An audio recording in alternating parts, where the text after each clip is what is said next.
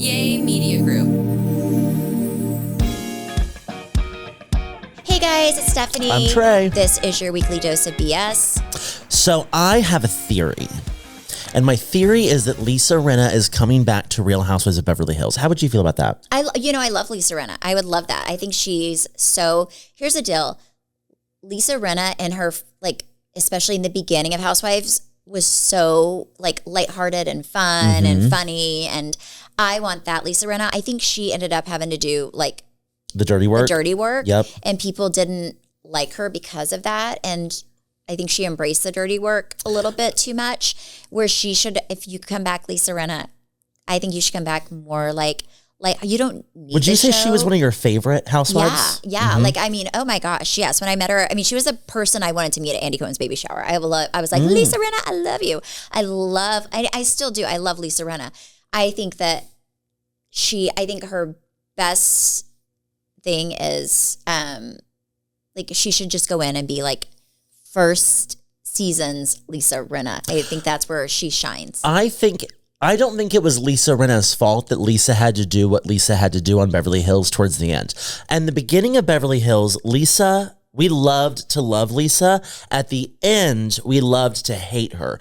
And so many people were like, get rid of Rinna. And then you get rid of Rinna. Well, the story has to move on. The story, she pushed the story on. Whether you loved her or hate her, Lisa clocks in. Yeah. When she is working, and she is going to get the job done, and she's going to move the scene along so that she can go home and do whatever she has to do that day. Well, because she's an actress too, yes. So it's different. She's professional. Yeah, I think she looks at it maybe as more of an acting job, where other people who do not have that experience look at it as, oh my gosh, this is my life. Yeah, I always looked at it as, this is my real life. I could never do what I feel like she's able to do. Yeah. And I would never be able to embrace being a villain either. I'd be like, hell to the no, this is not me. Well, and I think at the end, production knew that other people won't bring this up, but Lisa will, because Lisa's here to work. And that's where she got the bad rap with Denise and all that stuff. But I think that she's had enough time off. She's back on Traitors for a purpose, and I think it's to test the audience's reaction with her. Lisa Rinna knows that she's Lisa Rinna. Lisa Rinna knows that she's iconic. So she's playing that up. Allegedly, there is a Beverly Hills cameo this season where she pops into a party, but I think this is Bravo's way of reintegrating people. They did this with Phaedra. I'm surprised. No, I'm not surprised they didn't do this with Nene. They just pushed her back in. But I think that she's going to do Traitors, see how all this goes. She's going to have her cameo on Beverly Hills, and I think she's going to come back next season, maybe in more of a friend capacity, and then give us full time the following season. Friend's a good way to go, because it's a good way to dip your toe in. Without getting in the mess at all. Without getting in your own personal mess. Yeah. Also, you don't have to have much of a personal story, right? You're just you get all the fun parts or the miserable parts, because it's just all the group stuff. But you don't have a lot of pressure on you, because your pay is different. You only get paid for the episodes you're actually in. But I bet you she would get paid a lot, because there's no way they're going to put her at season 1 pay. She'll probably get paid the same amount or a little bit more than when she left off, which would be a significant amount of money. If I were her, I would do it. I think a friend of is kind of a sweet place to be. And I think she would integrate really well with the current cast minus Amanda. I think she would fit well. It's a lot of the same people that she had. I've never not watched Beverly Hills this year. I've not. Do we still not like Amanda, or do we like her now? We like her less week after week. Oh no. I need you to watch it. It feels scammy. She just feels scammy. Okay. But I need you to read the whole thing, and I need your read on her. Okay. Yeah. I'll watch. She tries really hard. Yeah. I need to watch it, because I feel like sometimes I can sense if it's them or producers being you are amazing. You're such a boss. This is what I want you to talk about. And I'm 50-50 on that. I don't know. You just think she's obnoxious naturally. I think it's a mix of both. I think production's pushing her to say things. They're using a lot of footage. And my issue with them using Amanda so much is I want more Rachel Zoe. Yeah. But also, I guess this gives Rachel a moment. She's just shining. Like, this is... Like, people are loving Rachel. Yeah. She's giving not very much other than, like, the fact that she's getting divorced, but no details on it. But Amanda's getting a lot of airtime, and I want less Amanda, more Rachel. Oh, okay. But I think Lisa would fit with that entire group very well. I think she would run Amanda off. Well, I just feel like the audience isn't like, I don't think Amanda will be back next year just from the audience, unless she's so obnoxious that they're going to keep her just because she's like what everybody's talking about, right? So I did see online somebody doing a deep dive into, I guess what does she do? Like, I think people are really confused about her career, like what she does. Like, she sells coaching courses on how to manifest money. That's yes. So not how to make money, no actual like usable tips on what you can implement in your business to make money. She teaches you how to tell the universe to give you money. I feel like I do that in life. Yeah, sometimes you do, but I don't feel like you could explain it enough to. No, I just say, you know what? The Lord led me to do this, and it worked out in my favor. But there was something she told me the other day, and I was like, that is just proof that God put you on this earth to be rich. Like, I don't remember what it was, but I was like, that is insane. Things just happened to her. It's crazy. I will say, I'm not going to say what this company is right now, but eventually I will. But I was very early. I had a very big early opportunity to invest money, my own money, by the way. Travis and I I make my own money. And he pays for everything, but a lot of stuff that I buy is from my Trey. You have to say she does. She spends her money, but she invested a lot of her show money into stock market and crypto and all this other stuff, and she has made a lot of money off of her money. You were very smart with your money you made on the show. So I never got in the stock market, and then COVID happened, and everything crashed. Like, everything crashed. Everyone was so sad about it because everyone had their money in the stock market except for me. And I thought, this is my opportunity everything is on sale, like 70% off. I'm just going to go buy a bunch of big companies' stocks. And I threw a lot of money in the stock market, and I've done very, very well with that. And then I have some money in. I'm just like playing with crypto, and I just know I'm manifesting it. I did not pay for the course from our girl Amanda, but it's going to hit big. Yes. But hold on, I'm going to pause you right there. We need to take a break real quick. But when we come back, I want you to tell people the website you go to get your trading information from. Yeah. All right, we'll be right back. All right, Stephanie, I know you talked about this before on your TikTok and on here before. There is one website you go to in particular where you follow politicians' trades, right? It's quiverquantitative.com, and you can see every politician and what they are buying. They all have to legally disclose what they're buying. And I think they have to disclose it within like 30 to 90 days, right? Yeah, I think they have a time period, but honestly, if they're buying something, they usually will know things that we would go to jail for knowing.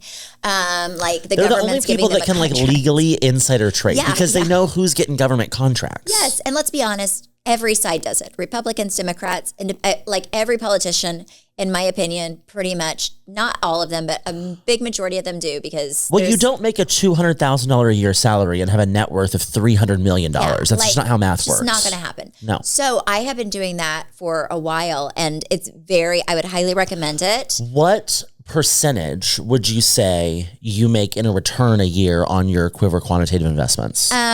I mean, at the time, now I'm not going to do it anymore because she's retiring, but I was following Nancy Pelosi because I just heard that she always did really well in the stock market. And most of my stuff was up, at one point, like some of it was up over 100%. Wow. Some of it was up I think in the low end, I was up like 40 or 50%. So it always did well. I never was in the red. And there's another one that I got into, which kind of came to me this year, Travis and I, and Travis was going to put money in. And I was like, wait, I want to get into this. Like, this sounds like something I think is going to go big. And it's a very, very well-known, very rich man in a very well-known company. Mm-hmm. And this was like, I think 3 years ago, I put $50,000 of my money in that like I had saved from the show. And I just got a heads up that it's supposed to go public in June. And my $50,000 investment will be worth a little over $1 million, which is crazy. And that's just how God orchestrates Stephanie Holman's life. Yeah, it's crazy. So super, super excited. But I'm not going to sell it. I'm going to keep it. I'm not going to sell it. I'm going to let it ride. I think it's going to be a huge company. I think it's going to be worth a lot more than that. And I'll just, when I die, my kids will have it. She's a little investor. Yeah, I really am. And I'm smarter than people think. Yeah, I think I am. There was a while she was spending all day, every day researching. Like, you've taken the time to like figure these companies out. Yeah. Yeah. You have to, if you're going to put your money in places, you need to know, don't blindly follow somebody. It's all I'm going to say. You need to know like what you're doing. But don't follow Amanda because she's not going to give you these great tips. You just got this for free. No, quiverquantitative.com is really, I think it's really good. Now, this is not financial advice. I'm not in charge of your finances. If you go on there and you follow some politician and you do not do well, it's not my money. It's not my thing.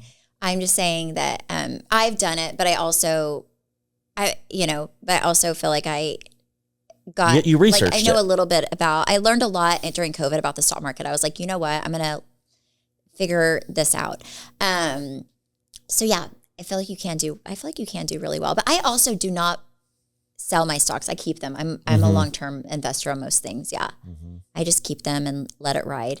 But it's exciting. Let me tell you about this. This is the weirdest thing ever. Okay. So my son, Cruz, my youngest, did this, football. Whenever you do fantasy football, I don't understand fantasy football. I've never done fantasy football, but I will tell you, my husband and both of my sons do fantasy football. Like my husband has one with this company, Chance has one with his buddies, and Cruz has one. And with Travis's, whoever wins, it's like a little pool of money they get, right? And then Chance, I don't know, I think one year whoever lost had to like shave their head. And I said, I swear to you, if you lose, I'm going to fight you on this. You're not shaving your head. And Cruz, he decided to get into fantasy football with his little friend group this year. And they had I was like, well, what happens if you lose? Like, and they had no plan, right? Like, he's like, oh, we'll figure it out. Well, then, they're 14-year-old boys. So at one point, Cruz's idea was, he was like, Mom, I think I know what idea I'm going to throw out for whoever loses the fantasy football. Somehow Cruz, who really does not know much about football, got the best team. Like he had all the best players. Travis was like, I've never seen anything quite like this. How did this even happen? So Cruz had like a winning, I was like, you're probably going to win this. So there's no way you're losing from what your brother and dad are saying. So Cruz was like, okay. And he had a few people who obviously did not know it, like had horrible teams. I was like, okay, it's between these two boys. One of them is going down. So Cruz was like, yeah, whoever loses ours, I think I'm going to throw in our friend group that they have to, this is so stupid. They have to buy a bunch of peanut butter, okay? And they have to put peanut butter all over their body. And then they have to run through North Park Mall just like dipped in peanut. I said, you will go to jail and we will be on the news. Absolutely not. Like, that's not going to happen. I was like, that is funny, but and then you got to get back in the car after that. I was like, that's a horrible idea. Absolutely not. Like, there's no way North Park Mall is going to think that's funny, and that's disgusting. So then Cruz came into the car a few weeks ago and he said, Mom, we know what we're doing for our fantasy football. And I said, perfect. And I said, well, who thought of this? And he said, well, it's like on TikTok, a lot of people are doing this. I said, perfect. He said, can we do it at the house? I said, let me hear it first, because I'm not going to commit to anything that I want in my house. He was like, we'll do it in the backyard by the creek. I said, Lord Jesus. Okay. So he was like, so yeah, we saw on TikTok that a lot of the fantasy football losers are getting in a dog kennel, like a dog cage, and then sitting there, and then people are pouring stuff on them, like rotten milk, eggs, like everyone gets to pour one thing on them. And he was like, so that's what we want to do with to the loser. So can we do that in the backyard by the creek? And I said, Cruz, let me put this in perspective. I said, you are asking me if I will let you, by the way, our backyard, you can see it. People are driving by. I was like, do you know people drive by? It's a pretty somewhat busy enough road. You want me to allow you and your friends to put one of your friends in a dog cage right by the creek in our backyard. For everyone to lock see. them for everybody driving by to see. Lock them in it, and then you guys pour rotten milk, eggs, etc. all over these people like you are hazing somebody and you're in college. I was like, that looks like you are bullies. And no, I was like, absolutely not. That looks horrible. I said, maybe like a Tupperware tub if he wants to go sit in that. Like I was like, you cannot. Yeah, locked in a dog cage. You cannot cage your friend and pour stuff on top of them. I was like, it is, people will think you guys are being mean and not realize that this is a silly thing that you guys came up with for a loser of fantasy football. How creative. No, it's so special. I'm like, where's, at least Chance's friends were like, shave your head. I'm like, where is a shave your head type thing? Yeah. Or like color your hair blue, something normal. But I was like, wait, no, we were not. Like, again, I'm not going to be on the news for my backyard, some kid in a dog cage, being bullied by other children. No, not going to happen. Oh, that's funny. It's crazy. Speaking of the news, the New York Post reached out to me and wanted to interview me. I had a TikTok go viral. I was talking about like how GLP-1 affects your alcohol tolerance even after you're on it. And they played that clip unbeknownst to me on Fox News, and then D Magazine used it. And now the New York Times wants to interview me, or maybe it's the New York Post, about being on Ozempic. And I was like, this is not what I want to be known for.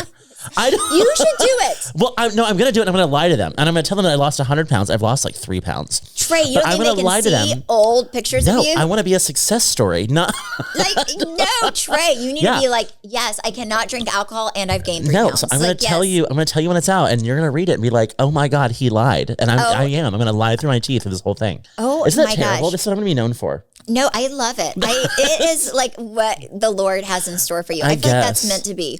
I don't know. Oh my gosh. So you're saying, yes, I'm going to do this. I was like, sure. Oh my gosh. But I'm going to lie my way through the interview. Yeah, you should do it. I'm going to give a really great interview. Yes, you should do it. One more thing. I saw on TikTok, we did something last week. I made a TikTok when we were in the studio and somebody was like, we want you guys to bring back where you answer questions from people. Yeah. And I said, ooh, that is a really good idea. So if you guys need life advice, if there's something in your life that you're like, wow, I don't know what to do, and I'm sure Stephanie and Trey, we can fix the wise owls they are, will know exactly how to fix my life. Message Trey. Because I feel like I'm horrible looking at my messages. Message him. Or message me on TikTok. Yeah, message him on TikTok. We will not say and you your have to name. follow me on TikTok. You can be anonymous. We will not disclose who you are. But message Trey on TikTok if you need life advice. If you need some life advice, or if there's anything, you can even make up a scenario. We will answer away. But yeah, I was like, you know what? That is very good. I liked that segment. We kind of did away with it. But so we will start doing that. So if you have anything, message us. And we'll fix it. We will fix your life. Absolutely. We're here to serve. Love you guys so much. You can follow me at Steph Holman on TikTok, Facebook, Instagram. You can follow me at Trey_Stewart. You can follow our podcast at BS the Podcast. And you can watch us on YouTube at Weekly Dose of BS. Bye.